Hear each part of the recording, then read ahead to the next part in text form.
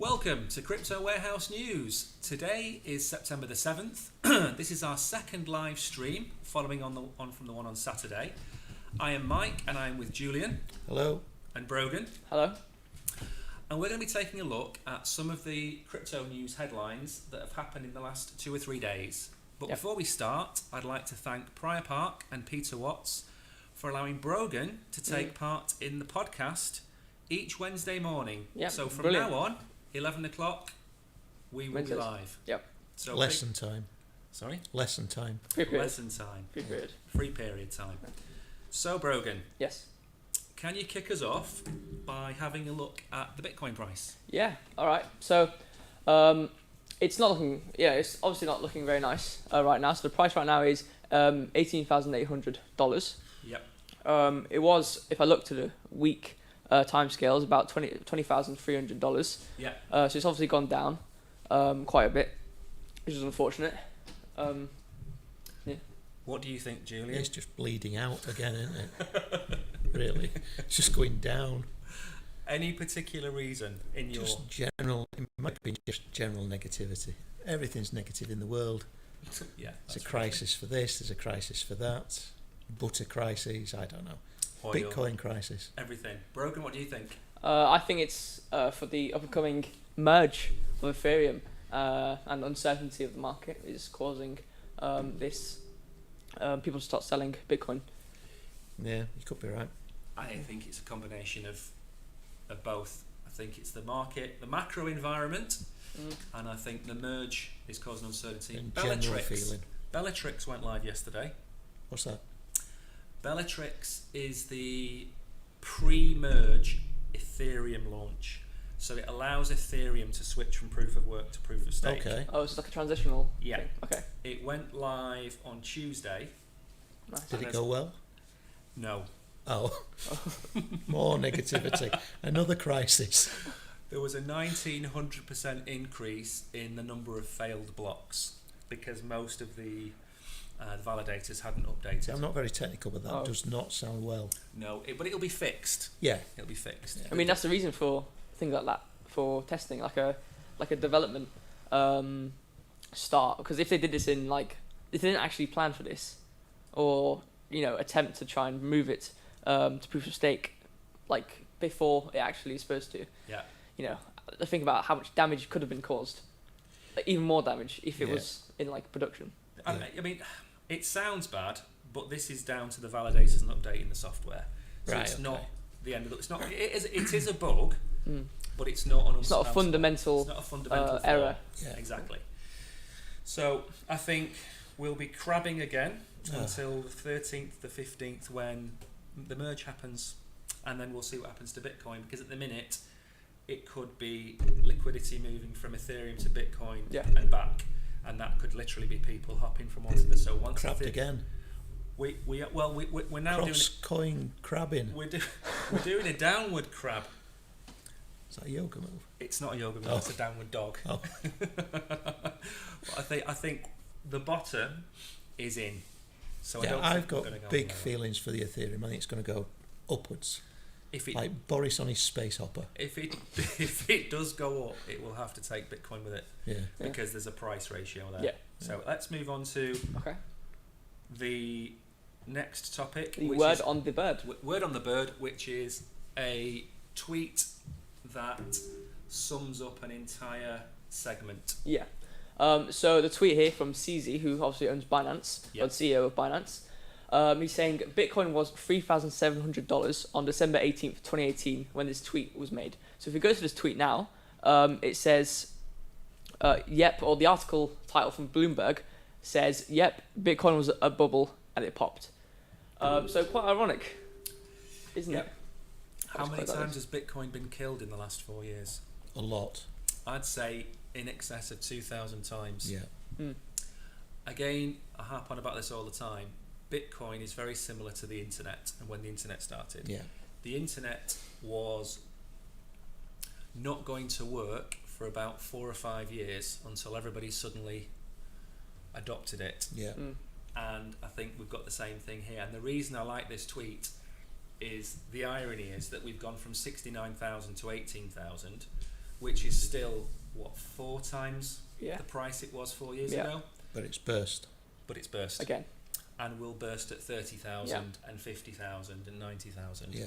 And what will happen next is when we do hit $100,000 for Bitcoin and it drops to 90 or 80, you're going to get the same type of article, which is the end of Bitcoin, the end of cryptocurrency, etc. It's never going to be the be-all, end-all, because there's always going to be something which backs Bitcoin. So there's always going to be a value for Bitcoin. So there's never going to be a drop or a burst of bubble where it goes to like $0, for example. No. So in theory, it should never, I'm not saying it can't die, obviously, things can happen. But, it shouldn't go like to $0 because there will always be that backing. There's always the price. support and Exactly. resistance. Yes. And the support levels for Bitcoin below where we are now are at about 17,500. If we go through that, we might hit 10 or 11,000 again. The point is, it's never going to go to zero because there's too many buy orders. Yeah. So it's never going to happen. Yeah. Okay, so moving on, and this is big news in the UK, which is extremely. Is Liz Truss is a new Prime Minister. Truss. Sorry. In Liz we trust. In Liz we trust. Exactly. Liz Truss. So one of the things. How long was it? Was it 3 years ago? Did you say? 3 or 4 years ago, when she was a little bit of a lesser entity than she is now, she showed her support for cryptocurrency. Yeah. And she didn't have a stylist back then, I don't think. She didn't have a stylist. I don't think she's got a stylist No. now. I think she does. You compare the two. Well, if she has, then I'd say it's Gail's stylist from Coronation Street. I didn't say it was a good stylist, but I do believe she has a stylist now. Alright, so this article from Decrypt, the title is How Crypto-Friendly is Britain's New Prime Minister, Liz Truss? So I'm just going to read out points, some points on it, and then we'll go over them. So it says, back in 2018, when Truss was Chief Secretary to the Treasury, she tweeted, "We should welcome cryptocurrencies in a way that doesn't constrain their potential, liberate free enterprise areas by removing regulations that restrict prosperity." While serving in these roles, Truss launched a digital trade network in 2020 and said at the time that she wanted to create great opportunities in areas such as the blockchain. She further elaborated, "We want to achieve a world-leading data and digital agreement underwriting data flows, but also dealing with issues like blockchain and artificial intelligence, thereby making sure that we and the US are leading the world and able to share these economic opportunities." That's it. So, has she recently come out and said anything then to back that up?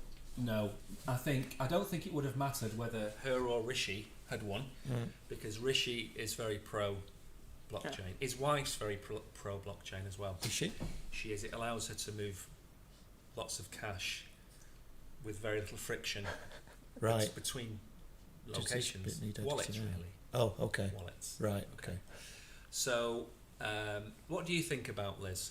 We wanted Rishi in our first podcast. Yeah. What do you think about her? She just reminds me of a weak Theresa May. Who was a weak Margaret Thatcher. Yeah, we're getting weaker and weaker. She's like very, very watered down cordial. Yeah. Exactly. Isn't she? Yeah. I've not seen anything of her that fills me with confidence. No, me. Maybe she'll change our mind. Maybe when she's actually preened, because obviously you won't remember this, Brogan, but when Thatcher started, she was quite weak and mild when she first started, wasn't she? And she was the joke opposition. Yeah. To the Tory leadership, who ended up being pruned and made into the woman that she was. So if they do the same thing with Truss, then we could have a good leader on our hands. Yeah. Yeah. If not, then I'm afraid that Labour and that crowd will get in. Do you think? Yeah. I can't see that. Yeah. I think Labour, I'd say at the minute, are closer to winning the next election than they were before Boris made his mistake with his birthday cake. Yeah. So he did. Yeah. So, so I think it's a good thing. We'll have to see her economic policies. I think that's what's going to drive everything, isn't it? Well, was the energy cap? Yeah. In some respects, if she's coming into all these problems, she can only really win on certain things, can't she? Because it can only get better. So exactly. Maybe she gets a lot of credit out of that. Hopefully. 2 years is a long time. It is. We'll be out of the recession in 2 years' time. Maybe 18 months we'll be out of the recession. Yeah. And I can see the Ukrainian crisis ended in the next 12 months. Yeah. When they annex another part of Ukraine. Energy crisis, that'll end at the same time. That will end at the same time, and hopefully the oil crisis, which isn't the same. So we've got the gas problem because of Russia. That's a crisis. Which is a crisis. Yeah. Then we've got the China crisis. Yes. Which has made a comeback after about 30 years.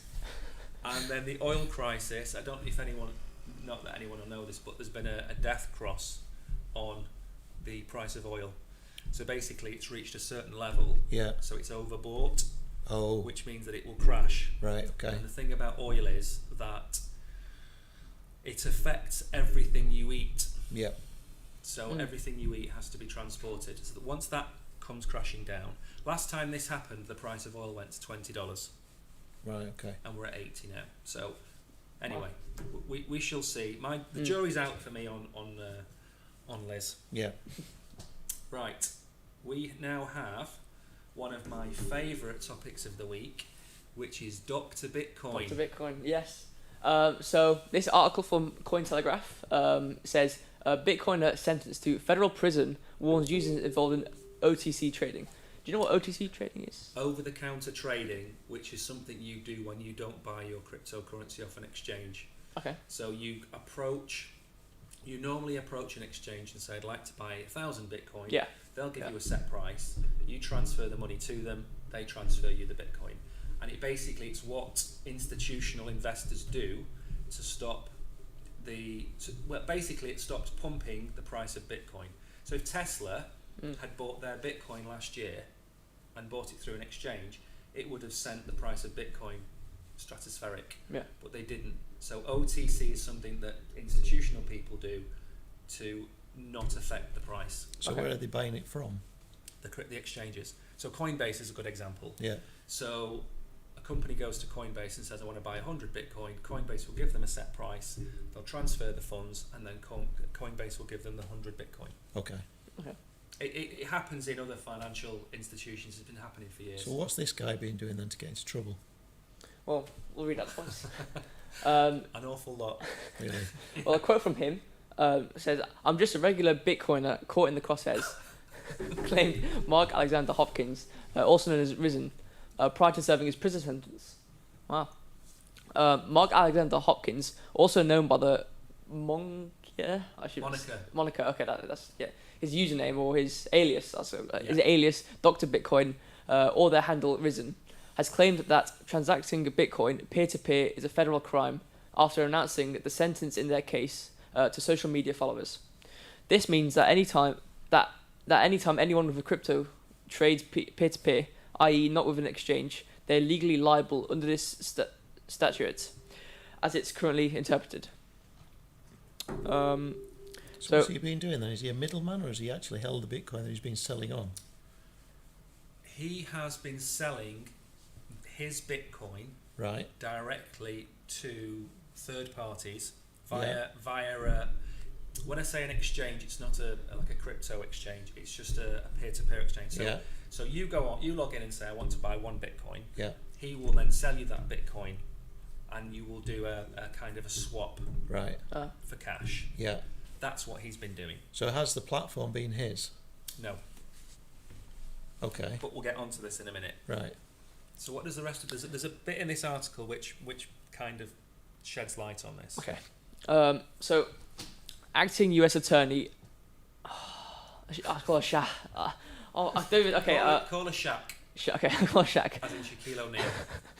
Said at the time that Hopkins ignored federal law and allowed fraudsters to use Bitcoin to operate under the radar of law enforcement, and did not take steps to verify the source of the funds involved in the transactions, between $550,000 and $1.5 million at the time. Wow. A lot. Yeah. Okay. Anything else on that? Yeah, I think there's one more part. Is FinCEN leveled similar charges against a California resident in April 2019, alleging they willfully violated money transmission laws while working as a peer-to-peer exchanger of crypto and fiat. However, the accused in that case faced only a $35,000 fine and was barred from similar financial activities, not prison time. Okay. So, Julian, let me ask you a hypothetical question. Mm-hmm. You've worked in financial services. if somebody walked into a jewellery shop with £50,000 and handed it over the counter for 2 or 3 pieces of jewellery, would the person who sold the jewellery be under investigation or fined or closed down for that transaction? Yeah. Unless they've done all the regulated paperwork. Which they won't have Proceeds of Crimes Act and all that sort of stuff. Exactly.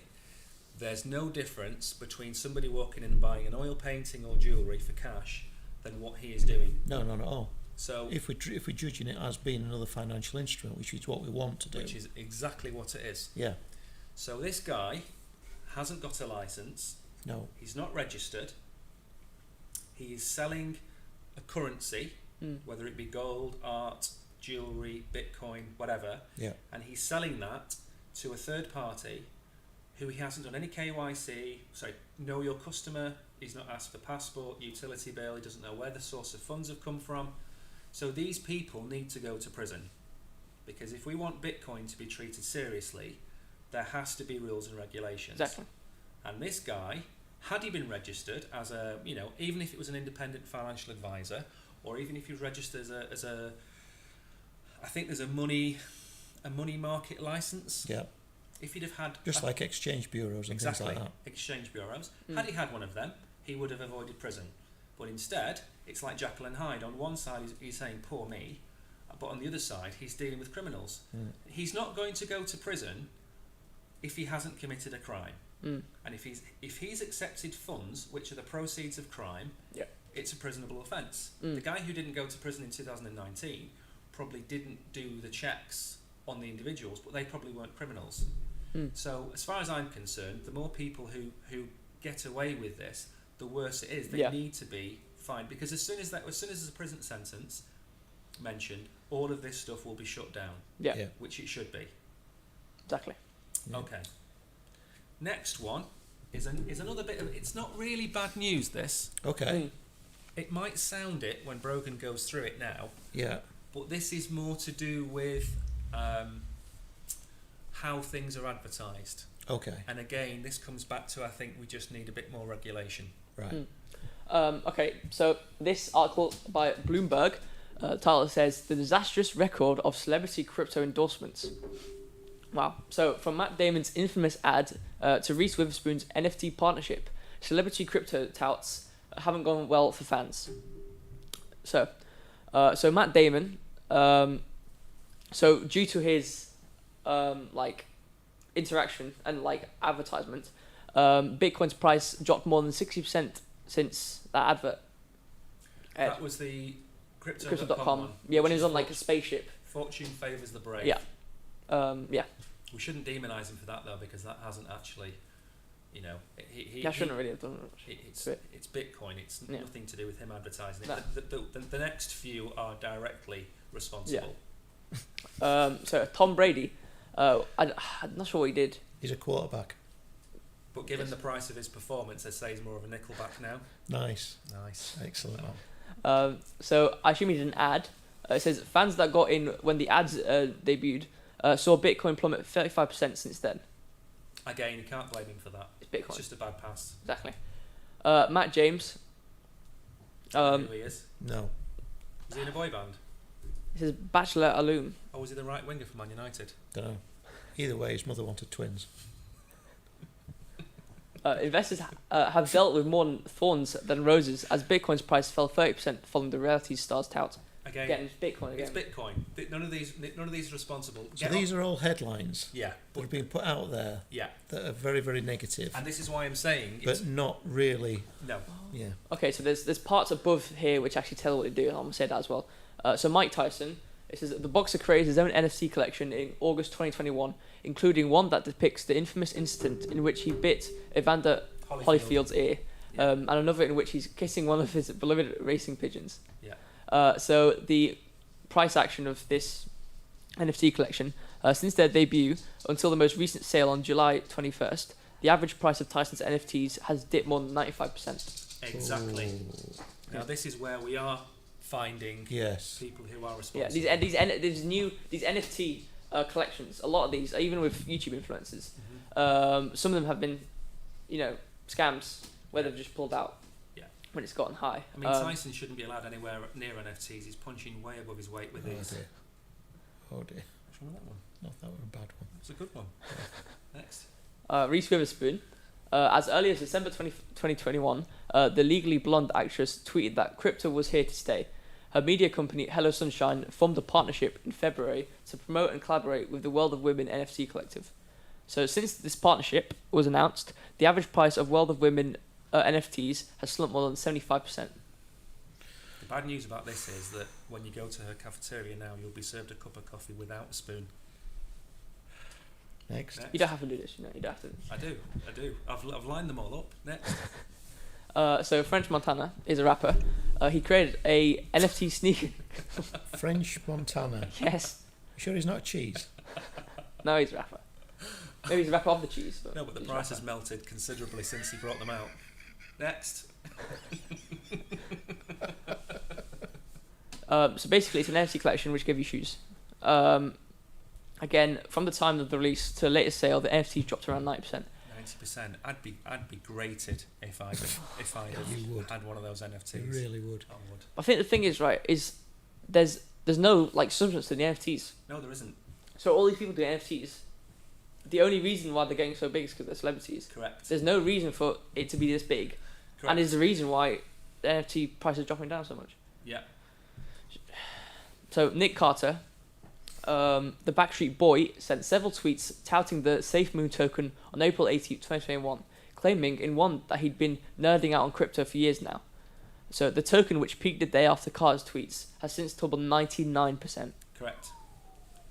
That was a scam coin. Wow. Really? Yeah.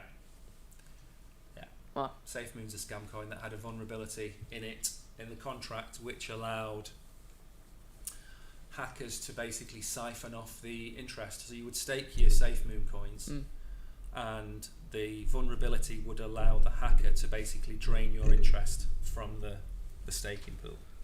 Oh dear. So it's not good. Anyway, so I think, are there any more of those? Are we done with? There's two more. I mean, there's only two more. You don't have to read them all out. I think the big thing for this is that don't listen to any celebrity that has nothing to do with cryptocurrency advertise anything. If you see Mike Tyson, Reese Witherspoon, Matt Damon, anybody advertising something, just ignore it. Yeah. The same way, it's like with Head and Shoulders.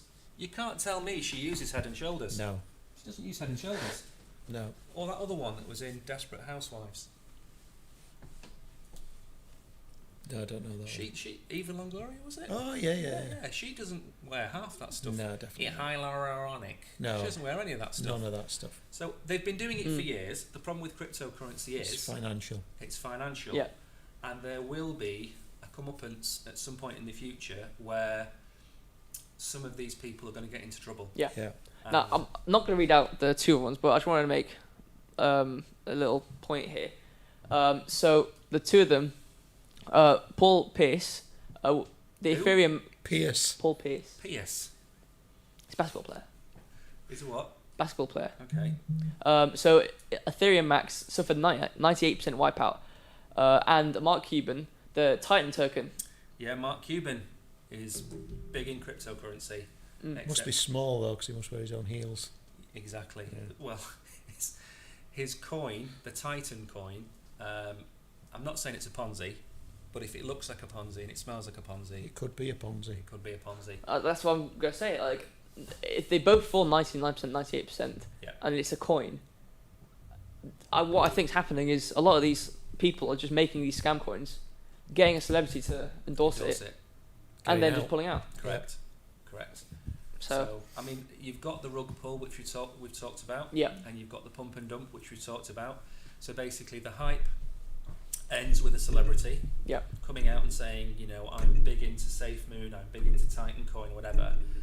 Then you have the retail investor come along and go, well, I'll buy that because Mark Cuban's into it and he's a very You need intelligent to man. stop moving your hand like that, because this camera's going to fall down.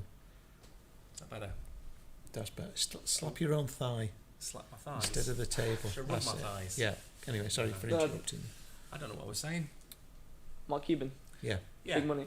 So you can't follow the advice of somebody for anything like this. You need to do your own research. And the thing is, if it's a scam coin, whether they've got Matt Damon or Mark Cuban or not as the front person, if it has no real world application, then the coin is always going to fail.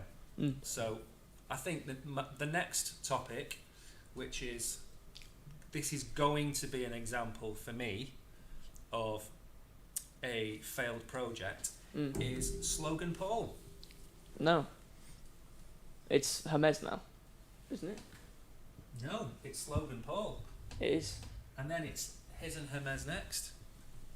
My fault. Is this Logan Paul? It's Logan Paul. Who I thought were called Paul Logan and just changed his name for the Wasn't internet. he Crocodile Dundee? Yeah.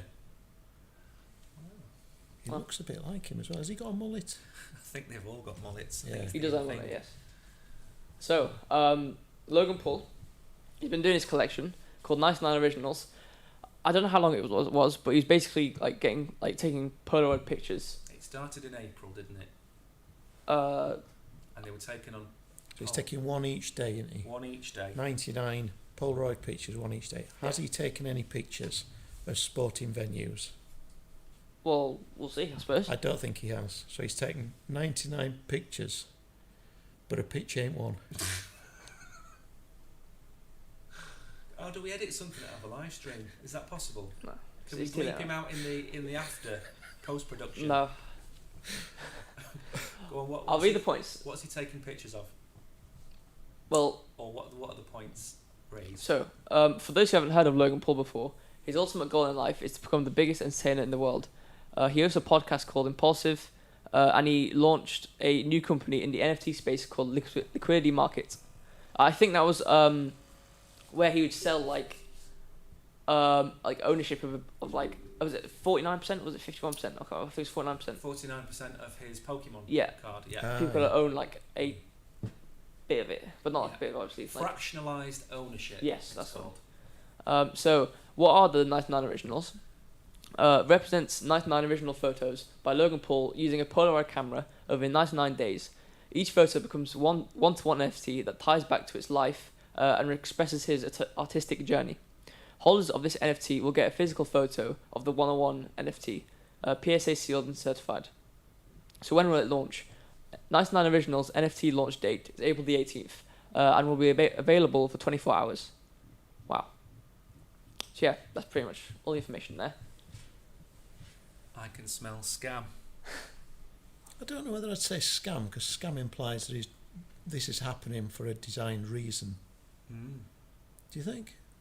I just smell failure. The thing about the NFT, about these types of NFTs is they're normally sold for a very high mint price. Yeah. The mint price is like the first edition price of it. Yeah. And I would imagine we don't have the price there, do we?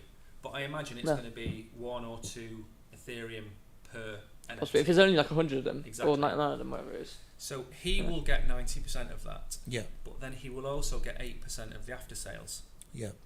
So you're getting most of the cash up front. That's why I think that this is going to happen. They're going to be sold. He's going to make most of his cash, and then people are going to be sent these little pretty pictures in the post, which are certified, and that's the end of them. So if you want to buy this Polaroid NFT off me, what happens then? Exactly. What's the aftermath?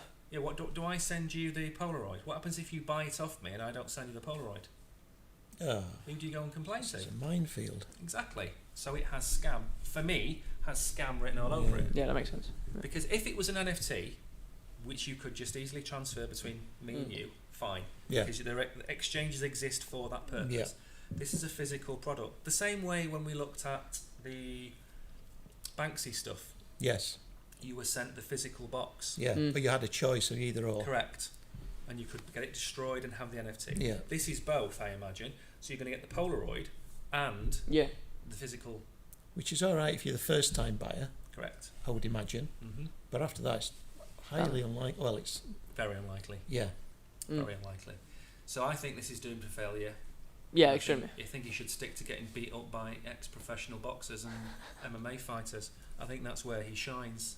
And I think he should leave this well alone. Yeah. Right. Now It's Hermes. We move on to him Yeah. and Hermes. Yeah. Well, we've been looking at all these different brands going into the We have. Web3. I never thought that Hermes would go into it. Nope. They're like old school, Yeah. very traditional sort of house, and yet now I've read that they've been suing people for. I think you've got details there of a website that they've sued using their name for infringement and things like that. But they're also going to be doing online, live runway shows. I understand that. I mean, probably in this article it'll tell me, but the title is Hermes plans fashion shows in the metaverse. Yeah. Crypto and NFTs. I kind of understand this one. Yeah. Because it's kind of like it's basically like if you've watched it on YouTube, for example. Exactly. It allows accessibility. Maybe it might not look as good. Because it's a good initial use, isn't it? That eventually could become a big thing. Yeah, it could be. I mean, there was one where it was like a restaurant in the metaverse. I don't know if you went into the restaurant yourself, but if you didn't, then what's the point? Exactly. But I think you went in anyways and ate the food, but it was a bit niche. But I think this is a good idea. Yeah. But I'll read the points now. So, French luxury brand Hermes International has filed a trademark application covering non-fungible tokens, cryptocurrencies, and the metaverse, joining the throng early, anticipating wider public adoption of Web3 technologies. So it's retail store services featuring virtual goods, which makes sense. Earlier this year, Birkins founder Mason Rothschild was sued by Hermes for allegedly using the brand's Birkin name to sell and resell his NFT Meta Birkins collection. Dolce & Gabbana, it's Etro, Tommy Hilfiger, East Launder Companies Inc. Oh, all these names. Elisab. SAAB. Elisab. Named after one of the safest cars in the world. Isn't it? The Saab. A Saab, yeah. Very safe. Saab S3, you could run a tank over that and you'd come out alive. Best seats for bad backs as they well. They should build Formula 1 cars out of Saabs. I agree. It'd slow them down, less fuel consumption, and nobody would die. And instead of the idiots that drive them, they'd all be architects. Exactly. Architects. Anyway, what were you saying there? Or celebrities. You could put Matt Damon, Mike Tyson, Reese Witherspoon, that Nickelback bloke. You could put them all in Saabs. No, you don't want to and replace Formula 1. They don't want to be in Saabs. They want to be in Micras. Sorry, bro. It's fine. So this Saab person appeared at Decentraland's Metaverse Fashion Week earlier this year. So it's already been done. There's a couple of brands that are starting to look at this. Okay, well, fair enough. Earlier this year, a digital fashion event featuring wearables and virtual runways. Yeah, okay. Well, yeah. So old school fashion now taking it on board. I think the move to the metaverse for certain companies, especially in fashion, is going to really pay off. Yeah, makes a lot of sense. People understand it. Yeah, exactly. And if you go back to it, I mean, it's not a great example, but it's one that's currently being used, which is if you, let's say you want to buy a pair of very special Nikes, you WhatsApp them, or they WhatsApp you, and they take you round the inside of the store to show you what they have in stock. So it'll be a closed shop. You can't just walk in off the street. You'll book an appointment. You did one with Gucci. Gucci did it with the Adidas release. Exactly. So this already exists in a very primitive way. Now, if you bring the metaverse on board, what you're going to have is you're going to have people from all over the world in your store with one or two assistants in the shop to actually answer any questions you've got, size 9 or this colour or whatever else it might be. So this is perfect for fashion, trainers, any tangible good that you can wear. Yeah. I think this is brilliant. And imagine if you could then wear a glove to feel it as well. Well, they exist. I know, you've told us that before. They exist. And bodysuits. That's coming, I would imagine, then. Yeah. Well, I think you can buy them. I think the VR headset that you can get from Meta, there is a set of hands that you can wear which are tactile, so you can actually touch the goods. Yeah, no, but it's going to be weird, though. It's going to be hard to do it like that, though. Because, is it going to be, not augmented reality in a way, but, if it's going to be in VR, is it going to be all fake? As in, you can walk around. Because, if it's, you're in VR, but you're in the real store, and there's two assistants, is there going to be some sort of, like not robot, but like a thing on wheels which takes you around while you're in VR, or is it going to be a fake shop? There are cameras. One of your friends makes one. Mm. There are 3D 360 degree cameras that you can have in a store where you can feel like you're there. They're going to put them in football grounds, so you'll be able to feel like you're sitting in the stadium. A particular seat. A particular seat. Huh? So, like with Google Maps, where you have the dots, Yeah. you're going to have, I imagine you're going to have a dot in front of the trainers, a dot in front of the t-shirts, a dot Oh in yeah. front of whatever, Okay. and you'll be able to reach out and move around within that area. I don't think at this moment in time it would be a good idea to just have somebody walking around, because we know what happens when you give a middle-aged person a shoot 'em up game. The first thing they do is walk into a tree and shoot at the stars. Yes. They don't know what they're doing. Yeah. Right. So I think there's going to be some kind of confinement in place to allow them to actually use this. 'Cause you don't want to put people off. You've got one chance to get this right. You don't want to get it wrong. Exactly. So I think the fashion shows are a great idea. I don't know if it's mentioned there, but Ticketmaster are working on live performances. Yeah. I mean, it's massive. I mean, imagine I don't know, pick a band, U2 or your Queen. You could, in theory, have 6 million people at your concert. Yeah. Yeah. And That is each true. one of them paying 20 Ticketmaster credits. Quite logical for Ticketmaster to do that, isn't it? Exactly. They're also doing NFTs on tickets, aren't they, as well? Yeah. So Logical. that was announced this week as well. Your tickets are now going to become NFTs, which is going to completely kill off the Touts. touts. Exactly. So that's brilliant. So football clubs, music venues, any sporting events, they're all going to have NFTs now, which are unique. You can't copy them. No. So I think moving forward, Hermes, I mean, it's a logical move for them. Yeah. And it's a no-brainer. Yeah. It might not be there right now in terms of the numbers of people. No, but potentially. It will Potential. be there. Yeah. Potential, yeah, exactly. Yeah. Now, the last point that we have is FIFA and their move into the NFT market. We've spoken about UEFA and Crypto.com. Crypto.com have pulled out of sponsoring the Champions League, probably because of the regulations that are going to be brought in by Europe. Europe, exactly. So I mean, UEFA's Europe, FIFA is a worldwide organisation. Crypto.com have sponsored the World Cup, so they're going to have huge exposure in November. Yeah. But Qatar. In Qatar, yeah. And all of their excellent human rights. Oh, steady. Hold yourself back. Do you want to take us through the points? Yeah, sure. So the title is FIFA launches NFT collection on Algorand. Is there some sort of, what is this, like? It's a blockchain. Blockchain? Okay. Yeah. So the global governing body of football, FIFA, is launching a non-fungible token platform on Algorand. According to available information, the project is similar to the basketball-focused NBA Top Shot. Yep. FIFA is yet to reveal all details about this NFT collection.